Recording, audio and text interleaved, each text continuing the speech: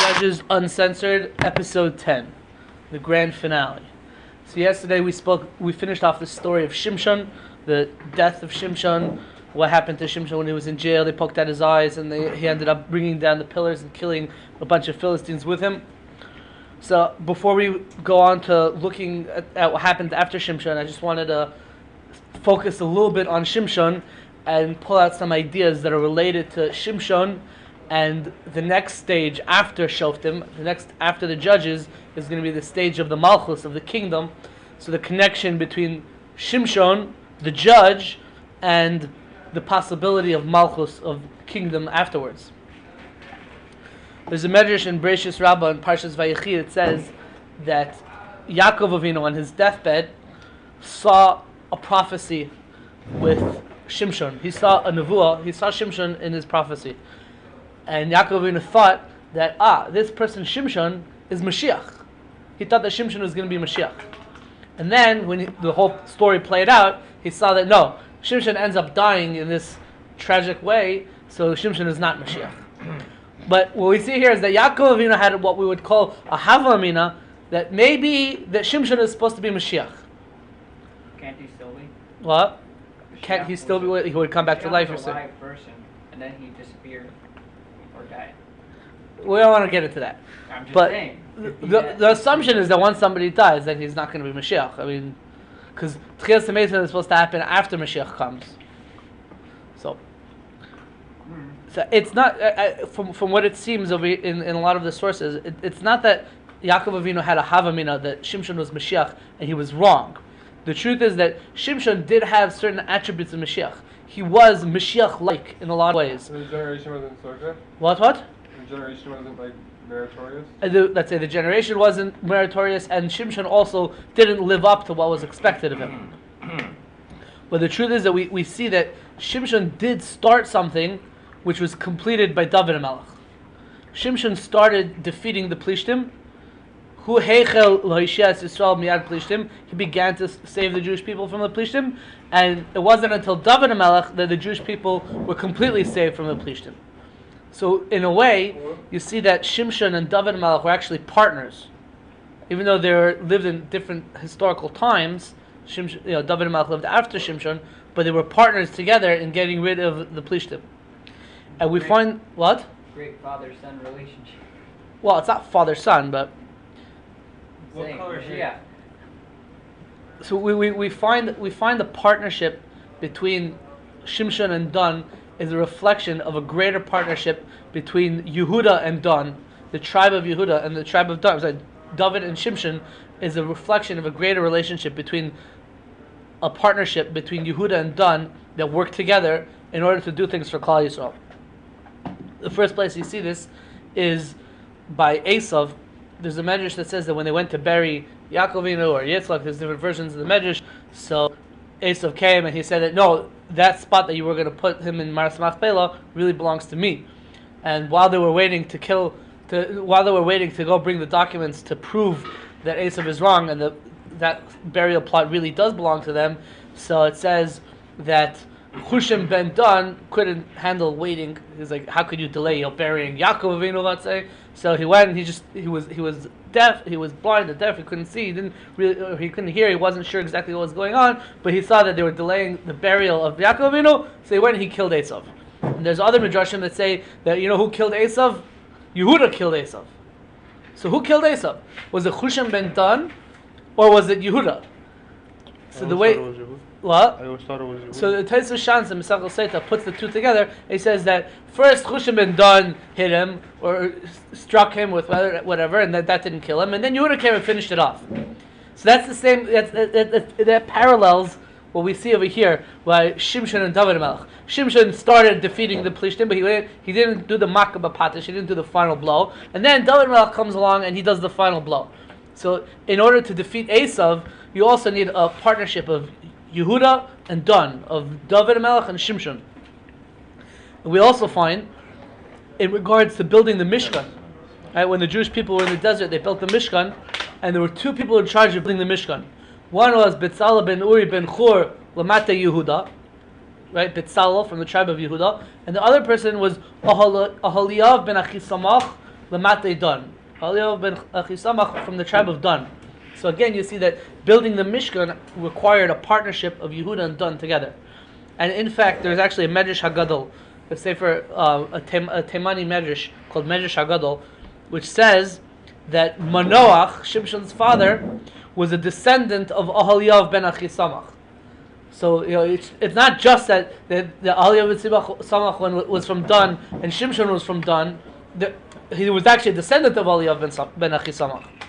And David Malach was a descendant of Betzalel, because Gemara tells us that Miriam was one of the ancestors of David Malach, and Betzalel was Miriam's grandson, great-great-grandson, whatever. Well, Caleb was Yehudah? Well, Caleb is from Yehudah, yeah. Caleb ben Yefunah is from tribe of Yehudah. So you see this connection over here of David and Shimshon working together, of Betzalel and Aholiav working together, of Yehudah and Dan working together. Which table is Yeshua? One sec, we'll talk about that later. So it's interesting. The Yehudah and Dan also, there's a comparison between them, that if you look at the bracha to his children, which we're going to focus on later today, so it says Gur Aryeh Yehudah.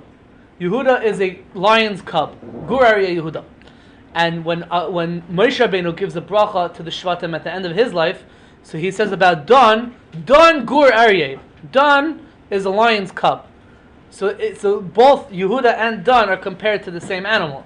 So that also shows the connection between these two tribes, that they're sort of working together. And there's a halacha that there's basically two responsibilities that a melech has. Once you establish a king in Klal Yisrael, they have two major responsibilities. And the first is to kill out Amalek, and the second one is to build the Beis Hamikdash. The Rambam, in the beginning of the laws of kings, Hilchos Malachim, he establishes this principle, that the main two mitzvahs that a king has is to wipe out Amalek and to build the Beis Hamikdash. And over here we see that to wipe out Amalek, let's say to kill Esav, you need Yehudah and Dan together, and to build the Beis Hamikdash, which we saw, an earlier version of that in the Mishkan, you need Yehudah and Dan together. You need them together. And I think the way to understand this is it's not just something special about Yehudah and Dan, but that the union of Yehudah and Dan together represents a union of the entire Klal Yisrael.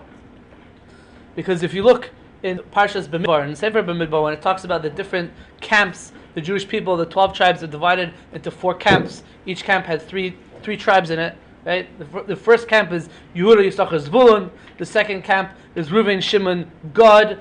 The third camp is Ephraim, Menashe, Binyamin, and the fourth camp is Dan, Naphtali, and Asher. Right? Those are the 4 camps. Right? So the first camp is the camp of Yehudah, and the last camp is the camp of Dan, Machne Yehudah and Machne Dan. Right? So when you talk about Yehudah and Dan, it's sort of it means like from the beginning of Klal Yisrael to the end of Klal Yisrael. It's like from Aleph to Taf. Instead of Aleph to Taf, it's from Yehudah to Dan. It doesn't mean just Yehudah and just Dan. It means even Yehudah, the first one, and even Dan, the last one. It means everyone together.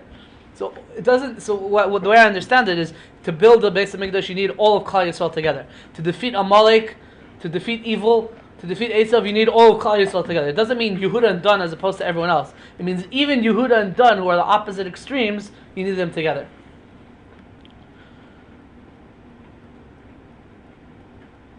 Well, there's an expression. The source of this expression is in Tanakh, but it's also used in the Gemara. From Dan to Beersheba, right? So from Dan to Beersheba. So it means all the Gemara says in the time of Chizkiah Melech. So all the Jewish people, they all knew the halachas of Tumah V'Taira. They all knew the halachas of ritual purity and impurity, all the way from Dan to Beersheba. So the meaning of this expression is that Dan is the name of a city all the way in the north of Eretz Yisrael, and Beersheba is a city all the way in the south of Eretz Yisrael. So from Dan to Beersheba means from the north to the south, from the beginning to the end, including the entire Klal Yisrael. So again, you see that Dan and Yehudah are sort of place markers, or just code words for the entire Klal Yisrael together.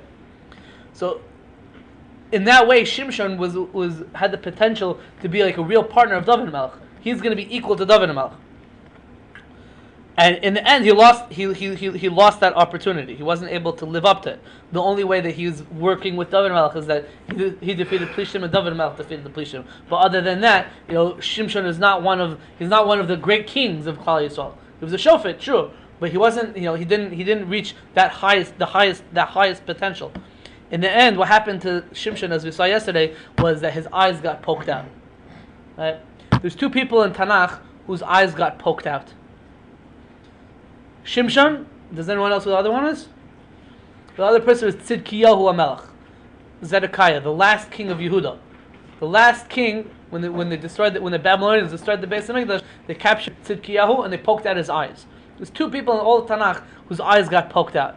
And what I think is that poking out the eyes represents the concept of ending Malchus, ending your reign. Your role as the leader is gone. The Gemara tells us that Dayanim, or the Sanhedrin, is called the Einei Ha'eda. They're the eyes of the nation. Why is the Sanhedrin called the eyes of the nation? Because the role of a leader, of a judge, of a leader, is to look forward and see what's out there, and then lead the people based on what they see. When you poke out the eyes, that means that you're not good enough to be the leader. You don't need your eyes. You're not supposed to be the leader anymore. So Shimshon lost his eyes because he lost this opportunity from Malchus, and Tzidkiyahu lost his eyes because that was the end of Malchus Yehudah at that point. We also see that by when the Torah warns a dayan, when it warns a judge about accepting bribery, so it says Ki hashoichad ya'aver einei chachamim. A shoichad blinds the eyes of the wise. What's this? It's using interesting imagery of blinding the eyes of the wise. Like, why blinding their eyes? Why not making them deaf, or why not making them lame, or something like that? What's the focus on the eyes? Well, the eyes is this leadership qualities. A person who takes bribes, he loses his ability to lead in the impartial, proper way. So that's sort of some reflections on David and Shimshon.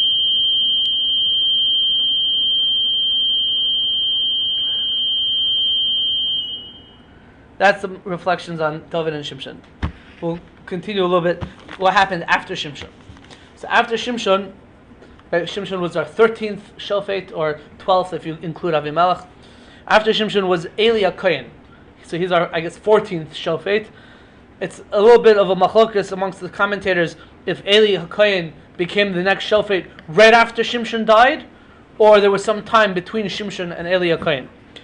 But what's unanimous, what's obvious is that the story of Eli Kohen is not in the book of Shoftim. It's in the next book, the book of Shmuel. Where we said all the way back in episode 1 that Shmuel Navi, he wrote the book of Shoftim, he wrote Megillas Rus, and he also, the Gemara says, he wrote Sefer Shmuel, even though most of Sefer Shmuel is after he died, but he wrote Sefer Shmuel until the point that he died. So that's Eli Kohen. The book of Shoftim, actually, just going back for a second, after Shimshon dies, so there's two more stories in the book of Shoftim that we're skipping over. One is called the concubine at Giva. It's a whole story with a guy who had a concubine, and a bunch of people ended up gang raping her, and they killed her, and he cut her up and sent pieces of her body to the whole Klal Yisrael to show them what they would do. And then the whole Jewish people made a civil war against the people of Binyamin. And then also there's a story called Micha's idol, which is the whole story of the people from the tribe of Dan who established this city up north in Eretz Yisrael. They basically took this idol from a guy named Micha, and they made this whole idolatrous cult over there.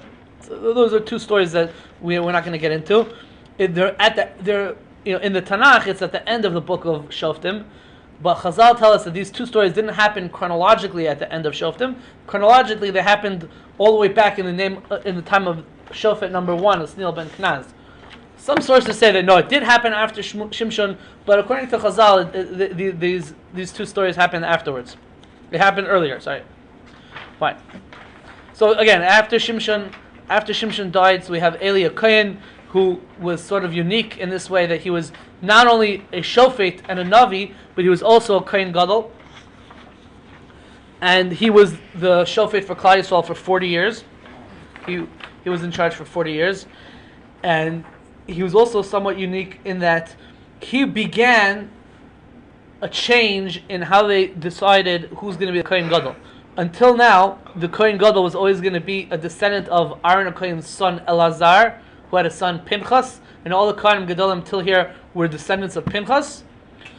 After this, for whatever reason, Chazal say that because Pinchas didn't protest these two stories that happened, so Pinchas lost his chance to get the Kuna Gedola, and the Kuna Gedola switched from being in the family of Elazar, the son of Aaron, to being in the family of Isamar, the son of Aaron, and Eli Kohen is from the family of Isamar. And then afterwards, Shlomo Melech is going to later bring it back to the family of Elazar, but until then, the Kuna Gedola is going to be in the family of Isamar, not in the family of Elazar.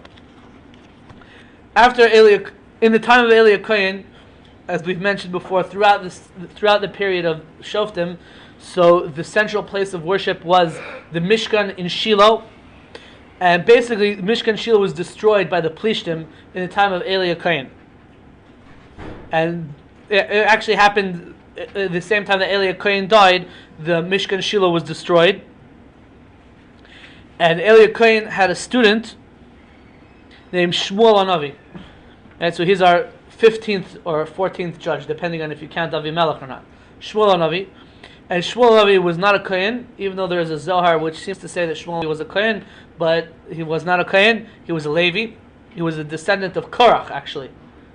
And there's a Rashi in the beginning of Parshas Korach. The Rashi says, why did Korach think that he would be able to successfully mount a rebellion against Moshe Rabbeinu? So Rashi says that he foresaw through astrology that his descendant Shmuel Hanavi was destined to be a major important player in Klal Yisrael, a major leader. So he thought that why would his descendant be an important leader? Because he himself is going to be an important leader. But he didn't realize that it wasn't going to come from him. It was actually going to come from his sons who didn't rebel against Moshe Rabbeinu, or they rebelled and they did tshuva, but it wasn't really coming from Korach. So after Eli Kohen dies, Shmuel Hanavi is leader, and he's mechazik the Jewish people. The book of Shmuel in the beginning talks the whole story about the birth of Shmuel Hanavi and how he ended up becoming Eli Kohen's student. Well, I'm not going to get into all those details over there, but I will just tell you that the way Eli Kohen died was that he heard that the Aron was captured, and when he heard that the Aron was captured, so he fell off his chair and he fell backwards off his chair and he died, and that's how Eli Kohen died, and that was, according to most sources, that was around the same time as the destruction of the Mishkan at Shiloh. The destruction of the Mishkan at Shiloh is equally tragic and equally dramatic to the Jewish people as the destruction of the Beis HaMikdash. In fact, the Gemara, Mesachos Yoima, on Daf Tes, talks about the destruction of the first Beis HaMikdash, the destruction of the second Beis HaMikdash, and the destruction of Mishkan Shiloh. It's a famous Gemara. Everyone knows. The Gemara says, what's the reason why the first Beis HaMikdash was destroyed? Because they violated Gilui Rayos, Shvichas Damim, Avodah Zarah, right? Idolatry, sexual impropriety, and murder. That's why the first Beis HaMikdash was destroyed. The second Beis HaMikdash was destroyed, the Gemara says, because of sinas chinam, because of baseless hatred. And the Gemara says, and why was Mishkan Shiloh destroyed? Right? Mishkan Shiloh, why was that destroyed? So the Gemara says, because of two things. Because of Gilui Rayos, sexual misdeeds, and because of bizui kachim, because people didn't take sacrifices too seriously. And because of those two things, that's why Mishkan Shiloh was destroyed. There's a whole story in the beginning of Sefer Shmuel about after the Plishtim had taken the Aron with the luchos inside, maybe not with the luchos inside, depends which Aron it was.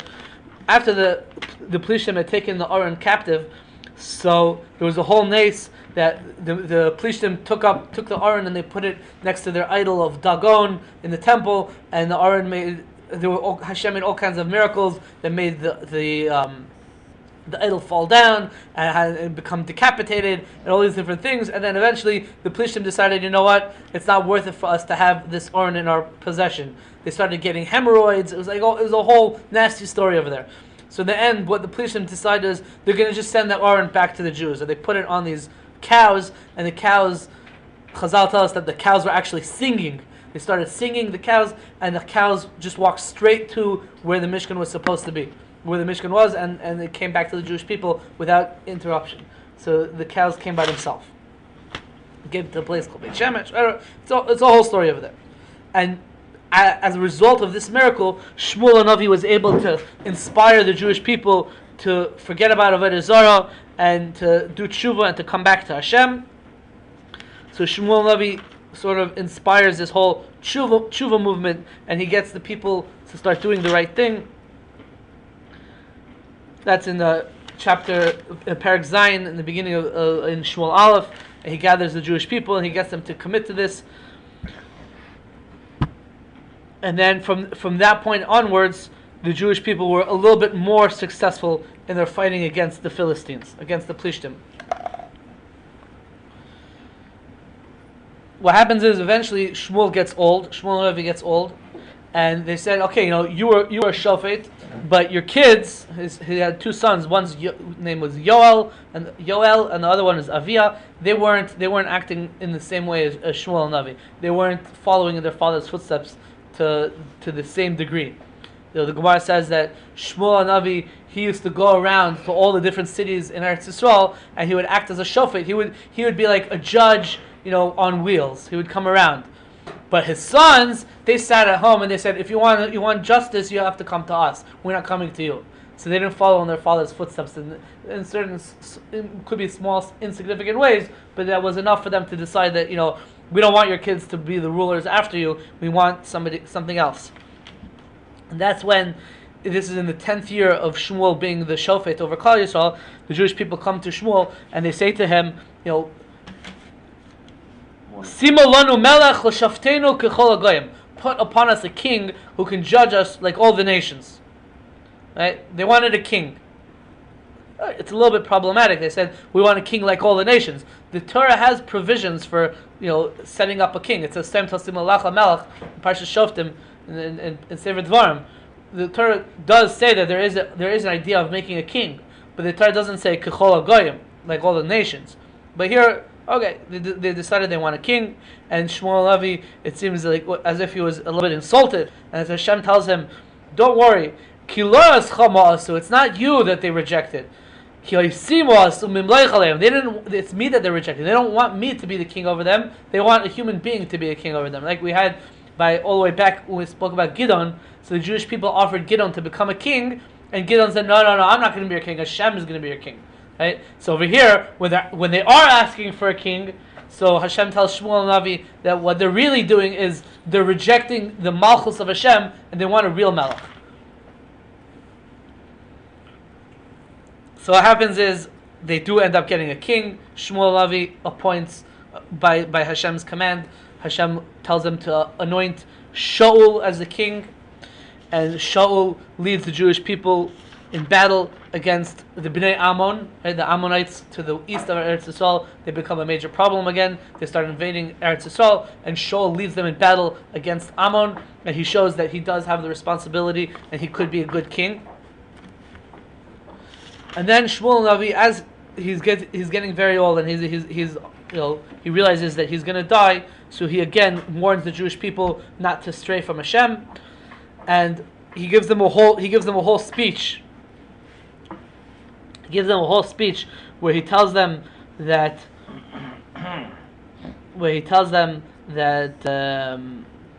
he goes through the history of the Jewish people. I'll read it in English. He says, "It is Hashem who produced Moshe and Aaron, and who brought you and your forefathers up from the land of Egypt. And now stand erect, and I shall enter into judgment with you before Hashem concerning all the righteous deeds of Hashem that He has done with you and with all your forefathers." He goes to the history. He says, when Yaakov Avinu came from Mitzrayim, and your forefathers cried out to Hashem, Hashem sent Moshe and Aaron, and they saved them.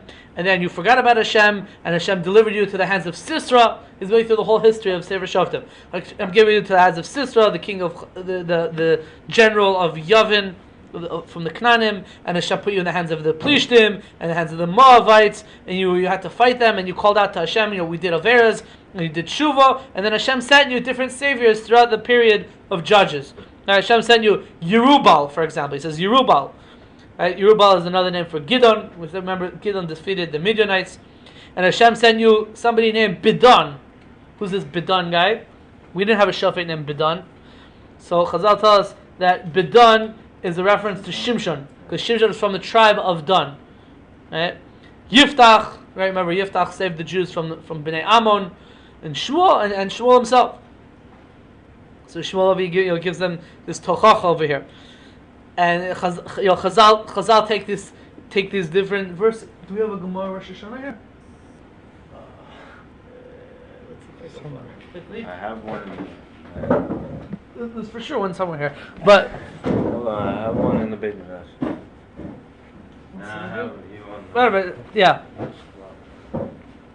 So the Gemara says that in Rosh Hashanah it takes these different characters, Yerubal, Bedan, Yiftach, and Shmuel, and it says that each of these characters was a major person in his generation, according to his generation. So it says like Yiftach Bedare was like Shmuel Bedare. It says Yerubal and Bedan are like Moshe and Aaron. Each judge in his generation was, he was equal to the major leaders of the Jewish people from generations before. Like we spoke about that before. The Yiftach Bedara, Shmuel Bedara, Yerubal and Bedan are like Moshe and Aaron. And Chazal tell us that Shmuel himself is like Moshe and Aaron, because it says in the pasuk, Moshe v'Aaron b'choyanov, u'Shmuel b'karei Shemai. So Shmuel Navi was a major. Yeah, here we go. Rosh Hashanah. I have a question about that deposit. What? I have a question about that deposit. Yeah. So if Moshe Rabbeinu wrote that to him, how do you know who Shmuel was? I don't know, I have to think about it. Here it says, Moshe v'Aaron b'chana v'shul b'krei Shemai. Shakal akasav shleish chali olam k'shleisha chamurei olam. The Torah equates, or the scriptures equate three, let's call them not so important people to three very important people. Loi malacha, coming to teach you. Yerubal b'darei k'Moshe b'darei. Yerubal, which is Gidon in his generation, was like Moshe. Bedan b'darei k'Aaron b'darei. Shimshon was like Aaron. Yiftach b'darei k'Shmuel b'darei. Each one, for their generation, they were the major leader. Fine. Another point. Now that we've basically finished all the Shoftim, right? We're already starting to talk a little bit about. We're starting to talk a little bit about the kings, so we can look back in this with this retrospect and reflect back on different ideas that are relevant to the period of Shoftim as a whole. One point is that the Abarbanel and the Sefer Yuchsin from Rav Avram Zakut and a lot of other commentators write. There's a certain genre of what they would call the Seder Masorah, the chain of the Masorah. Right? The Masorah is the Jewish tradition that's from Sinai all the way down to us. It was from student, Rebbe, Talmud, teacher, student, all the way down to us. So some people write, histories based on like who's student, going all the way back to Moshe Rabbeinu, going all the way back to Har Sinai. So the Barbanel and others write that when it comes to the Shoftim, so each Shofet was a link in the chain of the Masorah, going all the way back to Moshe Rabbeinu. So if you look at your chart, so you have like the first. You have Yeshua was Moshe Rabbeinu's Talmud, and then the next one was Osniel. He was a student of Yeshua. Ehud would be a student of Osniel. Shamgar would be a student of Ehud. Going down, Devorah and Barak, students of Shamgar and Ehud. Gidon would be a student of Devorah and Barak. Each one was the Rebbe of their successor, and each Shofet was the student of their predecessor. That's what the Barbanel and others write. But the Rambam. So if you look at it in that way, so one of the roles of the Shoftim is that they were the transmitters of the tradition of the Torah. That was one of their jobs. Each one was a Rebbe's, a student of the previous one, in order to bring down the tradition of the Torah. That's what the Barbanel and others write. The Rambam, in his introduction to Mishnah Torah, so he traces the history of the Masorah slightly differently. The Rambam writes, it goes from Yoshua to Pinchas, and then it skips all the Shoftim. It goes from Pinchas to Eli, and then Eli to Shmuel, and then etc. afterwards. So he skips all the Shoftim. So in the Rambam's way of looking at it, the Shofet was an important person. He was a leader, but he wasn't necessarily one of the major transmitters of the tradition of the Torah. That wasn't a major part of what a Shofet is, according to the Rambam. According to others, it was, but according to the Rambam, it wasn't. So based on this idea, Rav Chaim Kanievsky in his Sefer Time of the Crop offers a little bit of an insight into what made each shofet special and how each one came to his leadership position. If you learn like the Barbanel, so each one was a leader because he was a student of his predecessor, so he was an integral link in the chain of the Masorah. But according to the Rambam, that wasn't what was at play over here. The transmission of the Masorah sort of bypassed all the Shoftim. It went from Yeshua to Pinchas, Eli, Shmuel, and then afterwards. But the Shoftim weren't really so integral to the Masorah. So what made each Shofet so special? So Chaim Kanievsky, this is interesting from like a contemporary perspective. He writes that each Shofet became a leader not necessarily because of his prowess in Torah study, but because of different qualities that they had that would make it that the entire Jewish people would respect them, so they came up to this leadership position. It wasn't just one quality. Each person had a different quality. So if you're going down the list, says Asniel's quality was actually Torah, his ability of to study Torah well and his ability to teach Torah well. His intellectual acumen in terms of Torah study. And we spoke about by Asniel that the way he became so prominent was that he captured the city of Kiryas Sefer, which we explained means that he brought back these halachas that were forgotten. This is back in episode 1. So that Asniel became a leader because of his Torah, his ability to learn and teach Torah. But when you go to, let's say, Dvorah, so Rav Chaim Kanievsky says the reason why Dvorah became a major leader wasn't because she was a Torah scholar, but was because she was a prophetess. Why was she a prophetess? Because she did different things that made her a big tzaddikas, a big righteous person, and she merited to reach the level of prophecy. But the defining characteristic that made her into a leader was her ability to prophesy. She wasn't a Torah scholar, even though every man has to be a Torah scholar to become another. Right, so we said that she was also a Torah scholar, but that wasn't her defining characteristic. That's not what she's known as. She's not known as Devorah, the person who was a major link in the chain of the transition of Torah. She's known as Devorah, the prophetess. Others rose to prominence. Rav Chaim Kanievsky says others rose to prominence because they led the Jewish people into military success against their enemies. So that would be, if you're going down the list, that would be Gidon, that would be Yiftach. Right, Gidon defeated the Midianites. Yiftach defeated the Bnei Ammon. Shamgar, who helped defeat the Plishtim. Ehud, who killed the king of Moab, Eglon. Right, so there was a different category of judges who became major judges because of their ability to succeed in military success. He says Shimshon became a leader because he was Gvura. He was universally recognized as a very strong person, and that made everybody look up to him. So he became a leader because everyone was looking up to him. He said others became leaders because they were very rich or they had a very important family. And we see by 3 different Shoftim, the Navi gives like a whole description of like how many sons they had and how many donkeys or ponies they were riding, and you guys were asking like, what's up with that? Like, who cares how many sons and why are they riding all these donkeys? Like, what's the significance of that? Yair, we found this by Yair, we found it by Ivtzan, we found it by Avdon. So by these judges, the reason why they came into prominence was because they were rich, because they had important families. They had 30 sons, 30 daughters. By Ivtzan, because they were looked at as important people, so Hashem put them in leadership position. Different in going through this list. So Rav Chaim Kanievsky doesn't say anything about Avimelech. So I would assume that he doesn't consider Avimelech a shofet, and I'll prove to you that he actually doesn't consider Avimelech a shofet later on. We also he skips over Elon the Zvulonite, which we only had like 1 or 2 verses about him. We don't really know anything about him, so Rav Chaim Kanievsky didn't explain like why he ascended to the role of leadership. We don't know. We don't have enough facts to make that judgment. But that's an interesting point that Rav Chaim Kanievsky makes.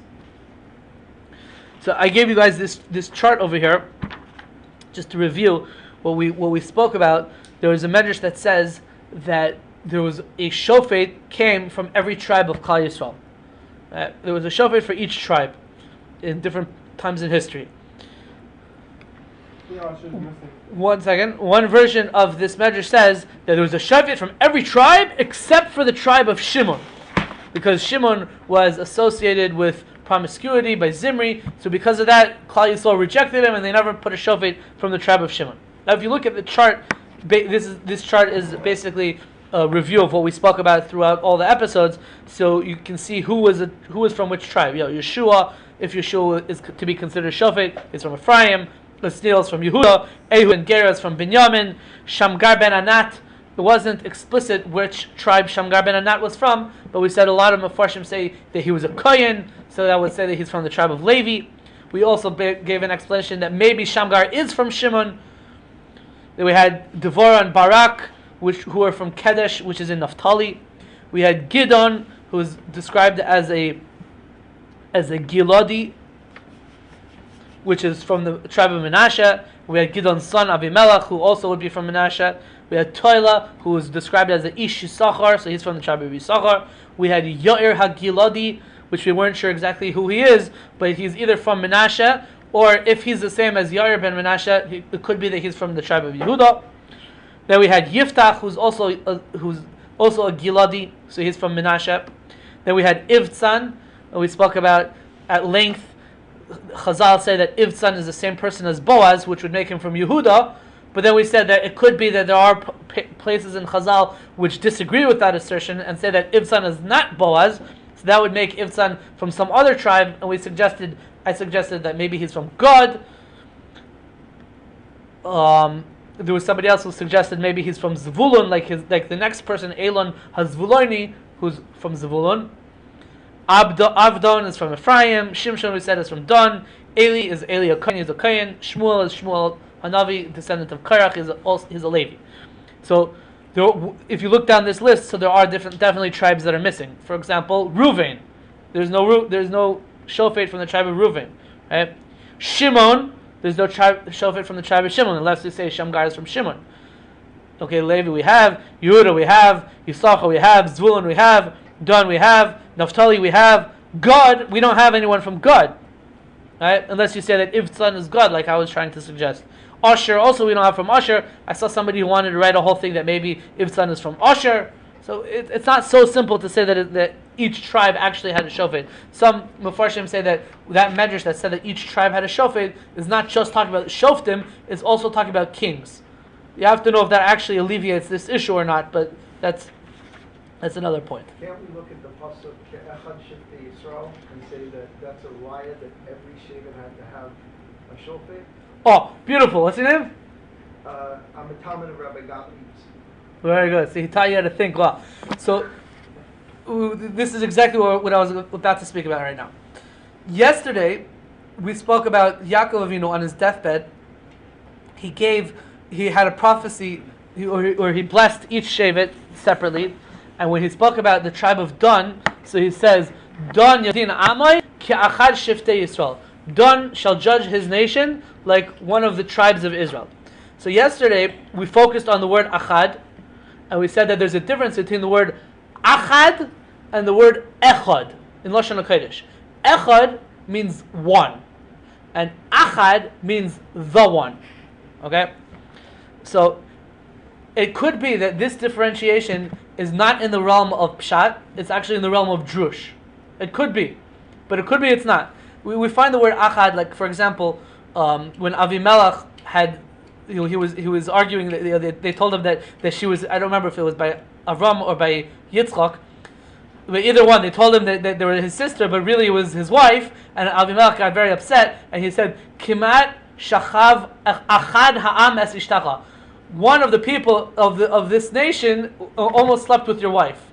Right? And there he uses the word achad. And Chazal tell us, or at least the Baal HaTurim and others say, that achad means the one, the king. The king almost slept with her. And so you see that achad doesn't just mean one, like a regular one, it means the one. So yesterday we spoke about how Dan Yodin Amay Ka'achad Shiftei Yisrael harkens back to a different Gemara that we spoke about regarding the connection between Dan being resembling the way that Hashem does din, Shimshon was also going to do din. That was yesterday. So there we understood that Achad means Hashem. Okay? In the realm of Pshat, we'll get to what Rashi says over there later on. But in the realm of pshat, okay, we'll say what Rashi says. We said earlier in this year, we spoke about the connection between Shimshon and David HaMelech. Right? So Rashi says on that pasuk of Don Yadin Amai Ke'achad Shiftei Yisrael, Rashi says that it's talking about David HaMelech. David HaMelech is the Achad Shiftei Yisrael. Maybe because David HaMelech united all the Jewish people under one flag, and he was the first king. He wasn't the first king really, but he was the first major king, or the first one to establish a long-lasting dynasty for the Jewish people. So he's like the Achad Shiftei Yisrael. Or Achad means the most important, and he was one of the most important people. Do we see anywhere that Hashem gave David any measure of extra human strength like he did Shimshon? I mean, we do find that David was able to defeat Goliath. There you go. Right? The whole But story but was that he is that outsmarted it, but that wasn't with extra strength Right, per it's se. special kochos. Special kochos. Because Shimshon wasn't a keyboard necessarily either. He was just able to defeat Plishtim Right. in a special way. People think like, Malach and a teva. people think that like, I mean, I made this joke a few times when we were learning about Shimshon. Shimshon was like a regular guy, and then when he was fighting Plishtim, he would like turn into the Hulk, and he'd be able to defeat them. But that's not really what was going on. He had a special Ruach Hashem, a special Ruach Gevurah that Hashem gave him that gave him certain abilities. So you could Right. use that, that You could use that connection as well, yeah. I mean, it's all part of the same greater idea. But, Rashi says, Ka'achad Shiftei Yisrael, K'miyuchot Shebeshvatim, Hu David Sheba Yehudah. Right? There's also, I'm sorry for interrupting, but I love this subject. Yeah. So the Yehudah, there's a parallel because the two strongest were at the two flanks, right? You had Yehudah, We spoke about this earlier. Machane Yehudah and Machane Dan. and Shimon. So you have the two strongest there. So it's like they're considered the strongest. Yeah. And they're both compared to a lion. Right. Dan Gur Aryeh and the Gur Aryeh Yehudah. Yeah. So, if you like this, let's ask the question in an intelligent way. What am I trying to get to? The Torah has provisions for establishing a king. Right? In Parsha Shoftim it says, "Saim tasim olacha melech," make for yourself a king. What I'm trying to get to is, where do we see in the Torah that there's such a thing as a shofet? We know there's such a thing as a king. And we spoke all the way back in the first year. There's a difference in halacha between a king, a melech, and a shofet. Where do we see in the Torah that there's such a thing as a shofet? This is a beautiful sefer called Niflos B'Toras Hashem Yisparach. Wonders from the Torah of Hashem, may He be blessed. It's written by Rav Tzvi Shlez, a beautiful sefer. And he, in Parak Lamed Hey in the sefer, he asks this question. And he has a beautiful answer. He says, if you take 3 verses in the Torah and you put them together, it forces us to say that before there's going to be kings in Klal Yisrael, there's going to be Shoftim in Klal Yisrael. How so? The first pasuk is,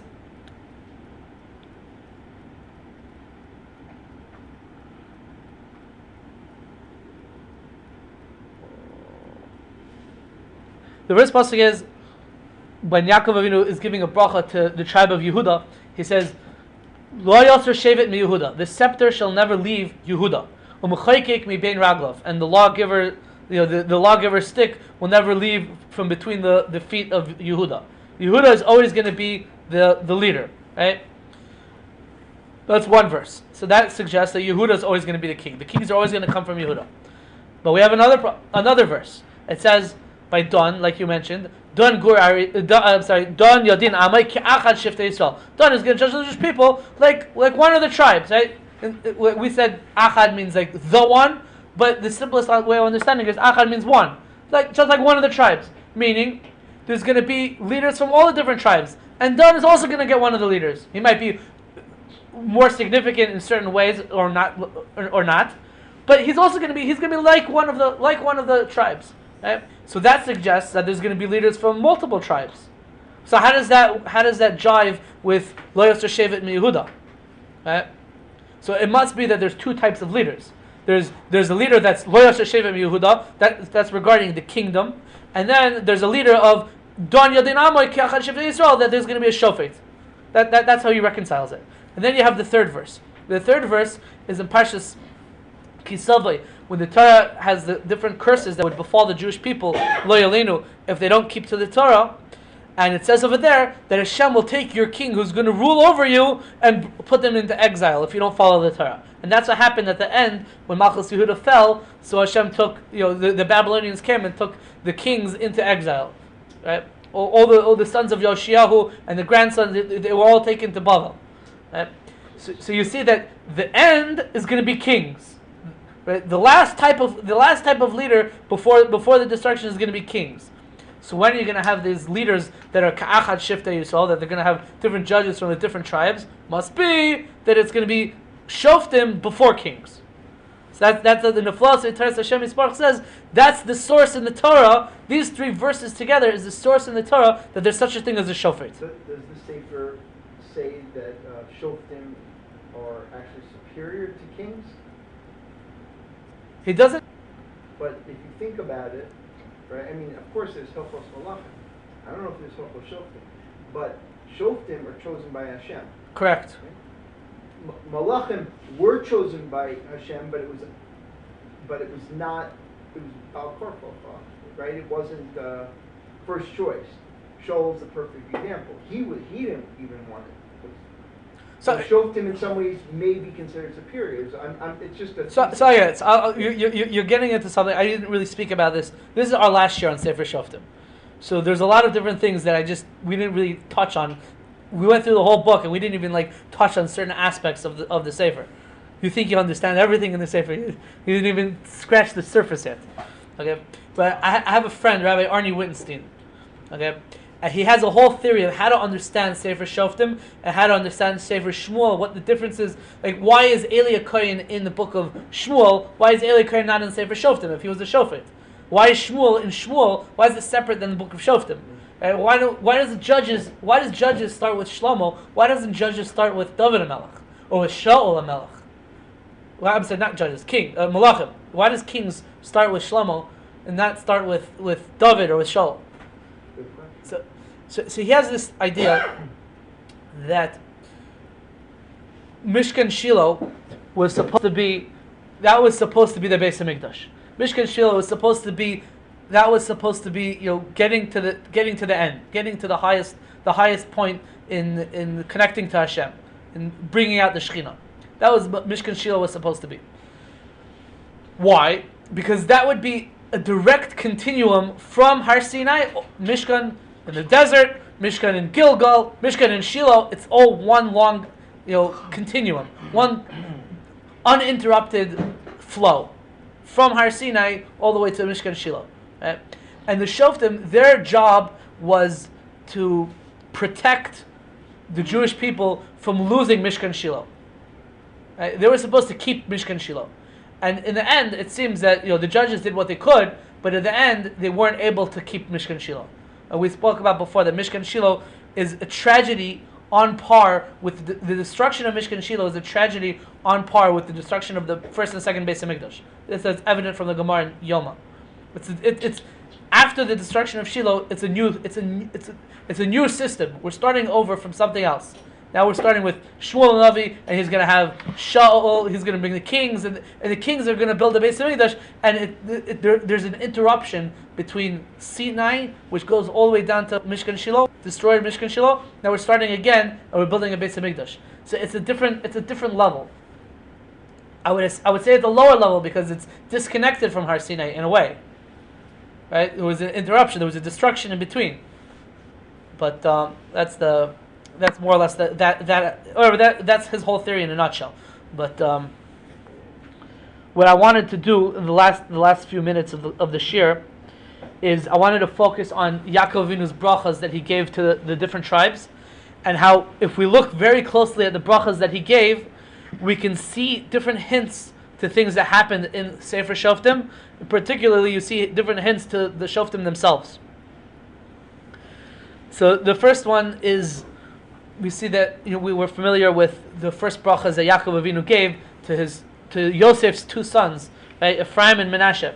He says, Ephraim and Menashe, ki Reuven v'Shimon Yuli. Ephraim and Menashe are going to be like Reuven and Shimon. And if you look closely at the psukim over there, so it says that This is in Sefer Bereshis.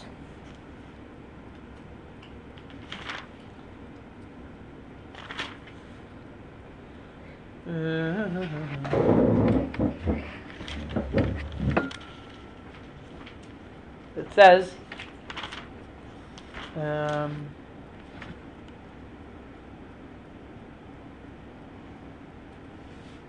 where's the pasuk?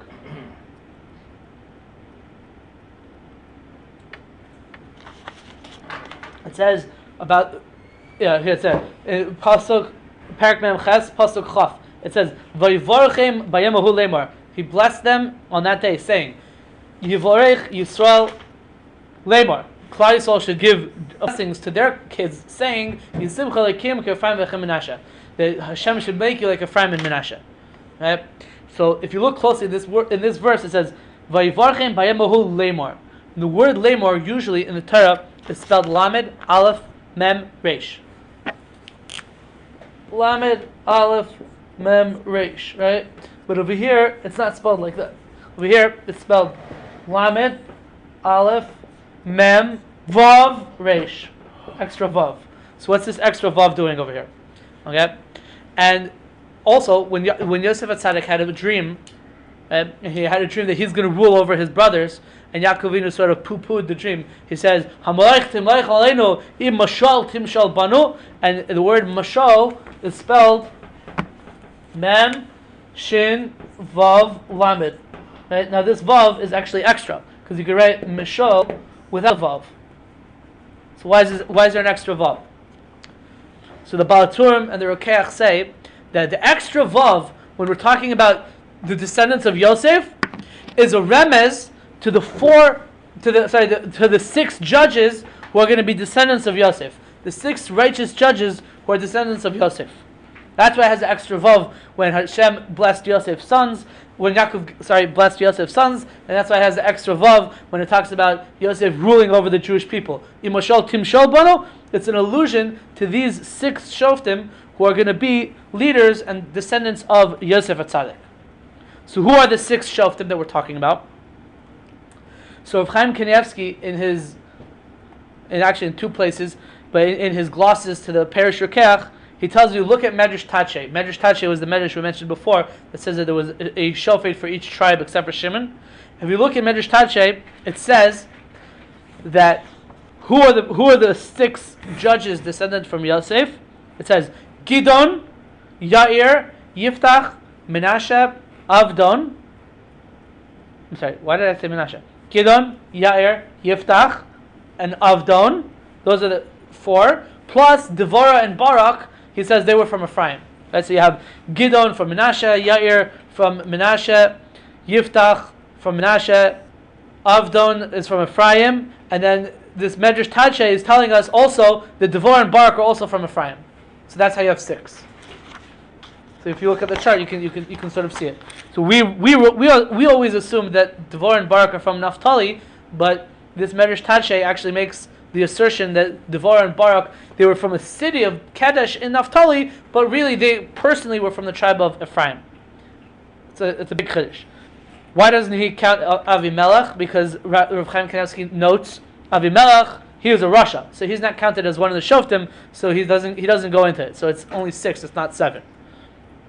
The sefer that I mentioned before, Niflos V'Torah Hashem Yisbarach, he says he has a different count. He doesn't bring the Medrash Tache explicitly, but he doesn't count Devorah and Barak.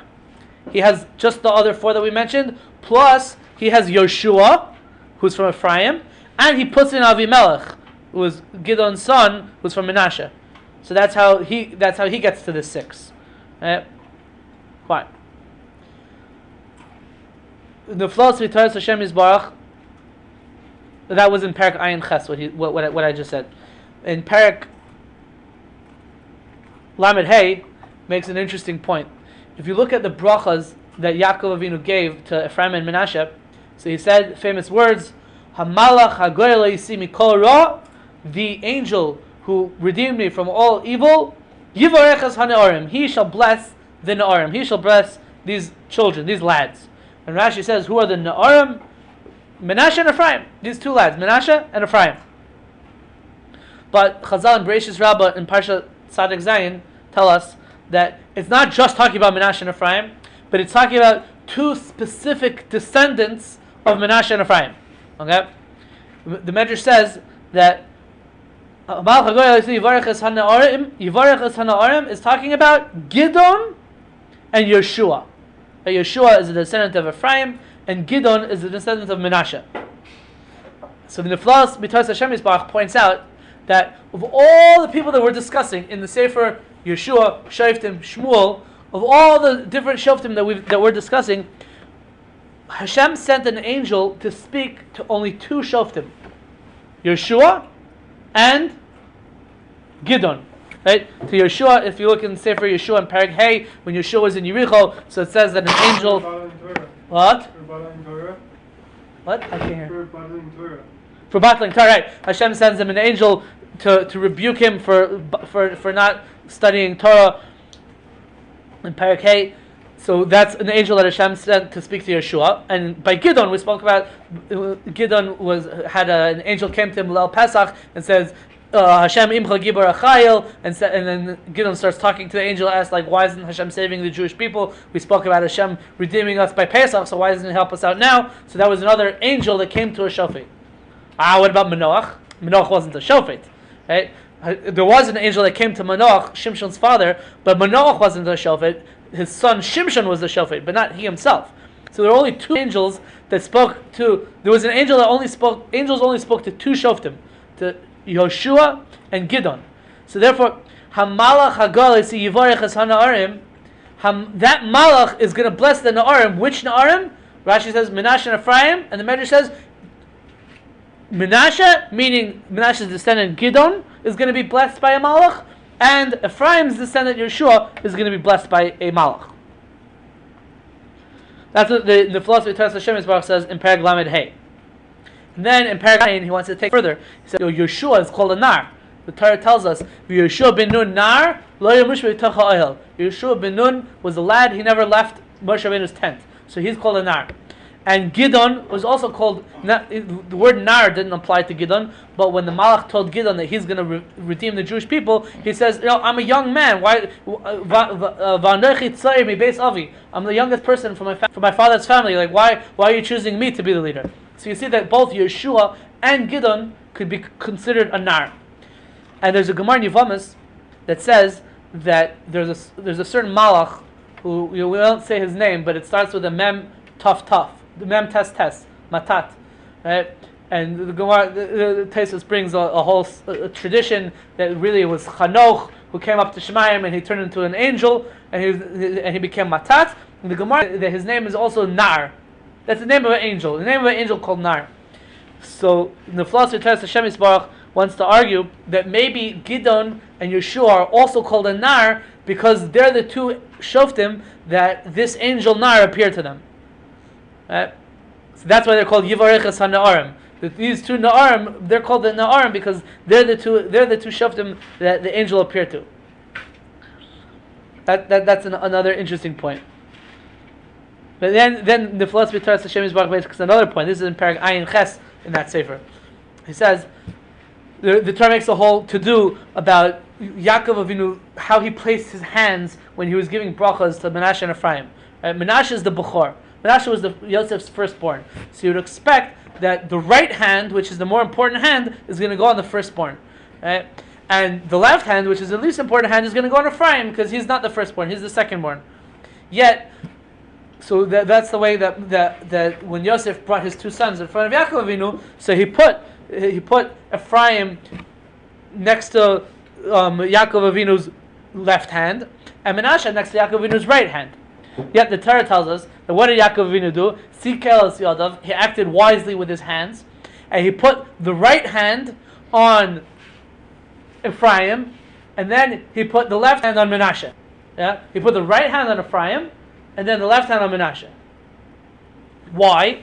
Because Ephraim is going to achieve greater leadership than Menashe. Because Yeshua is like, as the Gemara says, Pnei Moshe is like the sun, the face of Moshe Rabbeinu is like the sun, the face of Yeshua is like the moon. So Yeshua is like a microcosm of Moshe Rabbeinu. He's like a little bit of Moshe Rabbeinu, and the other judges are a little bit of Yeshua. So Yeshua is like the greatest of the judges, let's say. So Ephraim is on a greater level than Menashe. Ephraim's descendant is going to achieve higher greatness than the Menashe's descendant. So because of that, Yaakov wanted to put his right hand on Ephraim and the left hand on Menashe. Right? Now, it says first he put his right hand on Ephraim, and then he put the left hand on Menashe. Why did he do it in that order? Because Ephraim is going to have a shofet before Menashe. Right? If you look back at the chart, so you have Yeshua before Gidon. But he points out an interesting thing. What happens? He puts his right hand on the lefty, but he puts his right hand on Ephraim. It says, and then he puts his left hand on Menashe.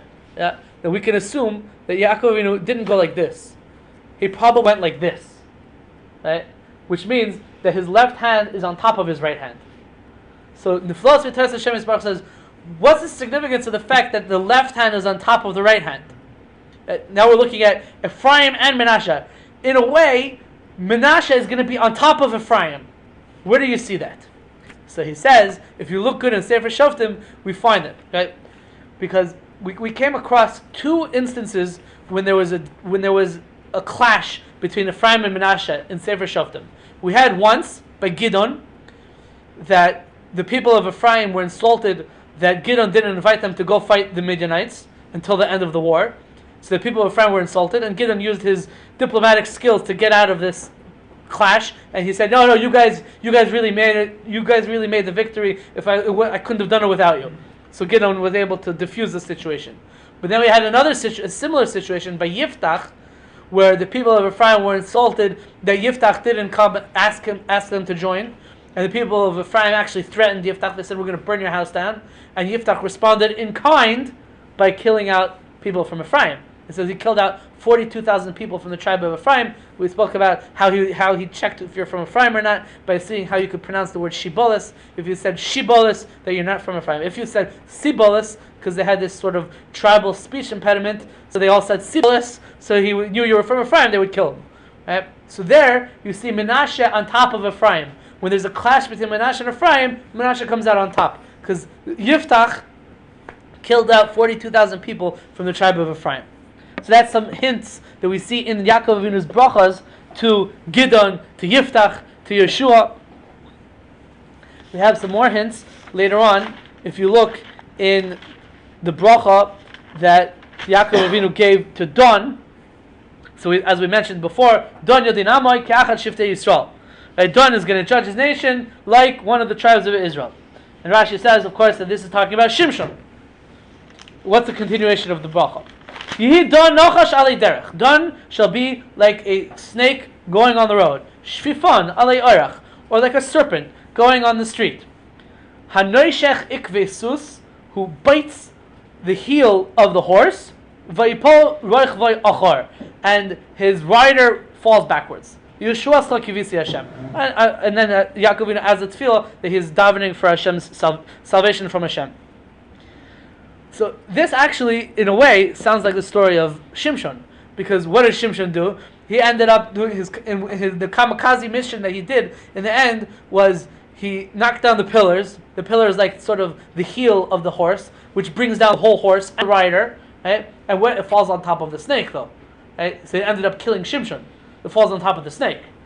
Right? So this pasuk of the snake, Don being like a snake, biting the horse, bringing down the rider on top of the snake, that's an allusion to Shimshon. And the Rakach brings an interesting gematria.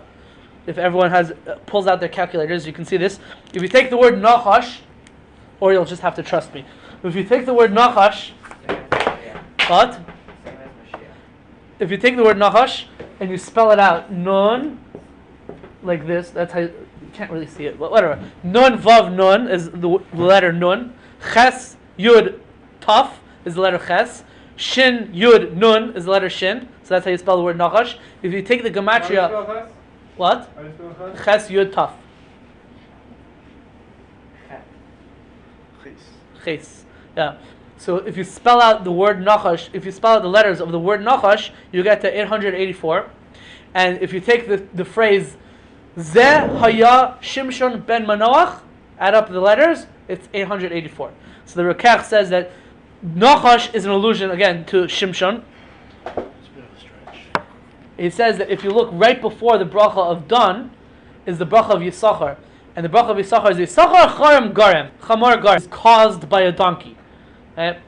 Or Garem could mean caused, or Garem could mean bone. Right? But the Rekach says this is also an allusion to Shimshon, because Shimshon was able to kill 1,000 Philistines with the jawbone of a donkey.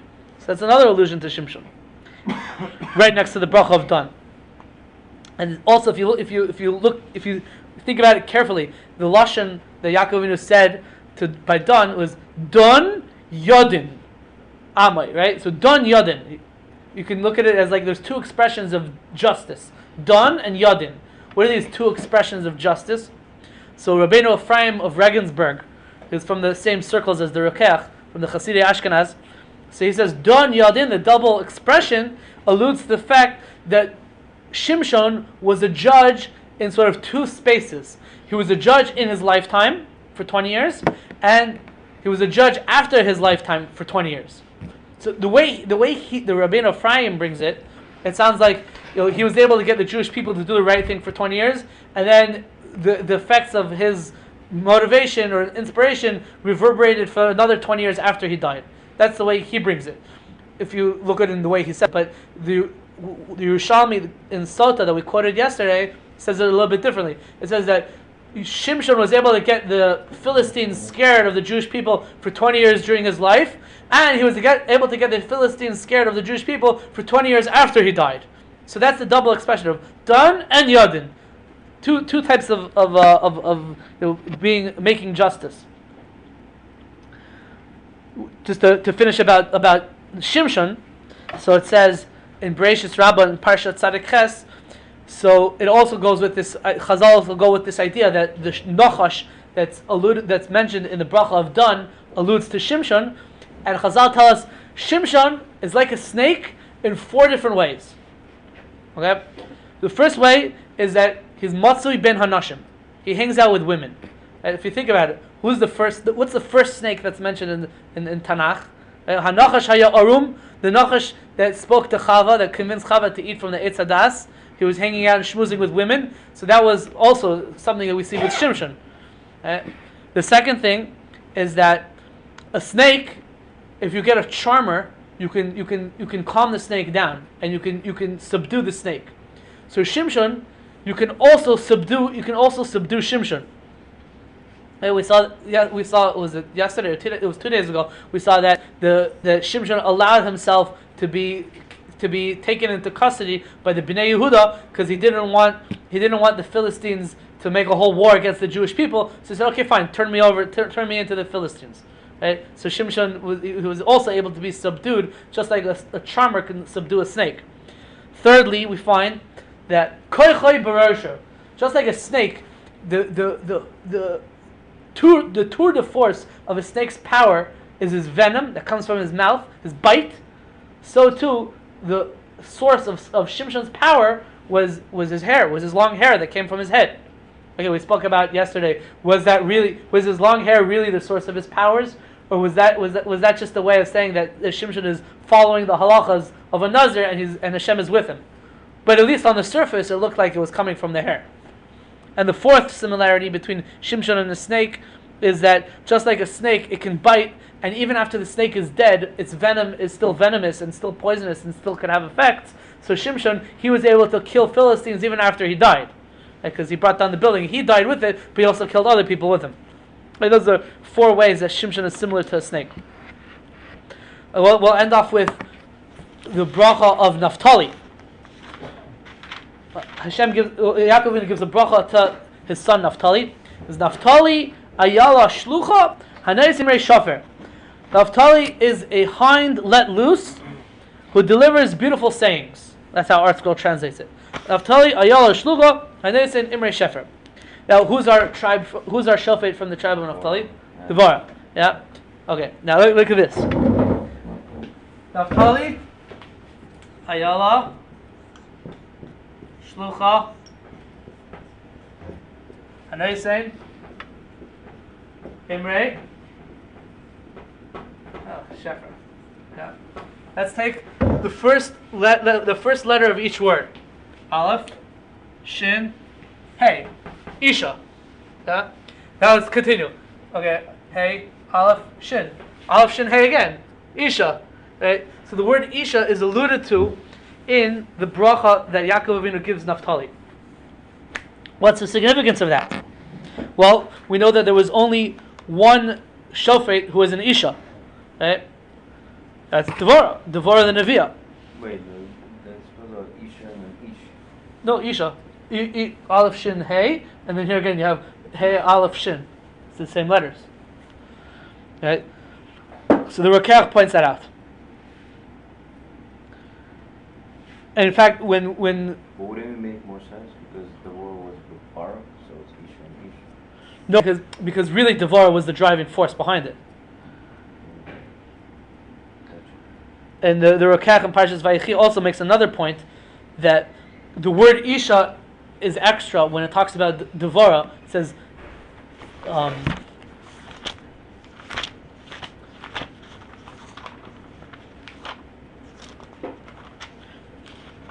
It says, Udvora Isha Neviah Isha Slapidos. That's how it introduces us to Devorah. Devorah Isha Neviah. Now, the word Isha is extra because it could have just said Devorah Neviah. She is a prophetess. Why does it have to say Devorah Isha Neviah? She is a woman prophetess. If you said she's a prophetess, we know she's a woman. So what's the extra word Isha? Well, the extra word Isha is because of Tali Ayala Shlucha. So Isha, Isha. That's what the Rokach says. What does it say about Huldah, for example? Or any other properties? Are there any other properties that are referred to? Let's think. Does it say she's an Isha? Isha Neviah? Near Meow. No, it's not. It's in Malachim Beis. It's by Yoshio, right?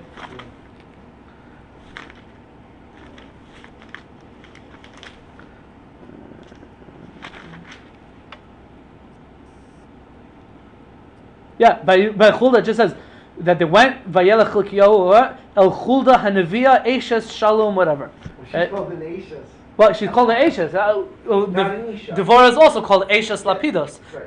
but it doesn't say Chulda Isha Nevia Eishes Shalom. It says Chulda Nevia. By Devorah, it just says Isha Nevia. So that's an extra allusion to this possibly. Also, if you take the phrase, the Rokach points this out. If you take the if you take the phrase Shlucha Hanoisen Imre Shefer, and she says give good sayings, so it equals the gematria of that expression is 1691. And if you take the phrase Zo Devora Shomeres Shira, you get 1692. Right? So there's a rule in gematrias that you're allowed to be off by one. So here it's off by one, but they can be equated with each other. And we spoke about when we spoke about Devorah, we spoke about different allusions to Devorah in the story of Devorah, the wet nurse of Rivka. So you have another set of allusions to Devorah. But also the Rabbeinu Ephraim of Regensburg points out that of all the different tribes that Yaakov Avinu gives brachas to at the end of his life, so they're all in Lashon Zachar. They're all in male form, right? Gad, Gedud, or Dan Yodin, it doesn't say Dan Tadin, Zvulun, Yishkain, right? All of them are in Lashon Zachar, except when it comes to Naphtali, it's in female tense. Naphtali is not an Ayal Shaluach, it's an Ayala Shlucha. And then it says Hanoisen Imre Shefer. So it's a grammatic anomaly over here, because the verse starts off with as if Naphtali is female. Naphtali, you are a female Ayal Shlucha that was sent away, and then the end of the verse says Hanoisen Imre Shefer, who gives good sayings. But it should, if it's in female tense, it should say Hanosenes Imre Shefer or Imre Shofer. Why is it in male? So that's already coming to teach us that there's something funny going on over here. So Rabbeinu Ephraim says it's coming to allude to Devorah and Barak. because Devora was the main person. She was the main force behind the Shira. Vatashar Devora Ubarak. So she was Vatashar also. It's Lashon Nekeva, even though it's talking about a man and a woman. So it's also so this verse uses Lashon Nekeva and then Lashon Zachar also to allude to Devora and then her sidekick Barak. What? It's a bit hard to imagine if Barak was not her wife, her husband. If they were, Paskin, even though she's Paskin, whatever, she's spending all day with the man. It doesn't make a lot of sense unless it's her husband. That's why the Aisha Sapidos, other people say she's a fire woman, which would make more sense in that context. Right, right. So there's the Perish Rokeach on the Haftarah for Parshas Bishalach, which talks about the Shir of Devorah. So over there it says, he brings down that if you take the word Naphtali and you parse the word Naphtali for its grammatic root, Nun, Pei, Taf, Lamed, Yud, right? Naphtali. So the grammatic root would be this: Pei, Taf, Lamed, right? Psil. Psil is it means a string, but it means a wick, right? And we know that Devorah was called Eshes Lapidos either because she encouraged her husband to make the wicks for the Mishkan, or because, as the Gemara says, that she herself made the wicks for the Mishkan. So in the name Naphtali itself, you have an allusion to Devorah. And the Rakach over there also points out that if you take the word, the whole phrase of the bracha that Yaakov Avinu gave to Naphtali ayala shlucha haneisen imrei shofar. The first letter of the bracha is nun. The last letter of the bracha imrei shofar is reish. Right? So what does that spell? Ner. Right? That's also an allusion to the fact that Devorah was involved with making the neros, the candles for the wicks in the Mishkan. It's 450. Okay, we're gonna end off with one more point that I already erased it, but we saw over here how the word Isha is alluded to in the bracha of Naphtali. So if you look in the Balaturim and Parshas Bamidbar, so when the Parshas Bamidbar goes through all the different Shvatim, it says Livnei this, this many people, Livnei this many people, etc., etc., etc. But then when it gets to the tribe of Naphtali, it doesn't say Livnei Naphtali, it says Bnei Naphtali, without the extra lamed. So it's different from all the other tribes. So the Balaturim says that the lack of that lamed is to show you that Naphtali is different from all the other tribes, because by Naphtali there were more women than men. Right? And then he says that that's also the reason why the word Isha is alluded to in Parshas Vayechi by the bracha of Naphtali ayala shlucha. So there the word Isha is because the fact that Naphtali has more women than men. But it's a very interesting.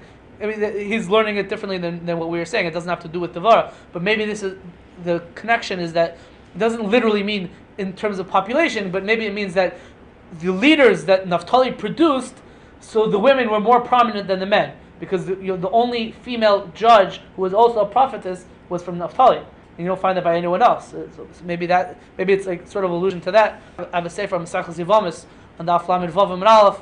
So I spoke about.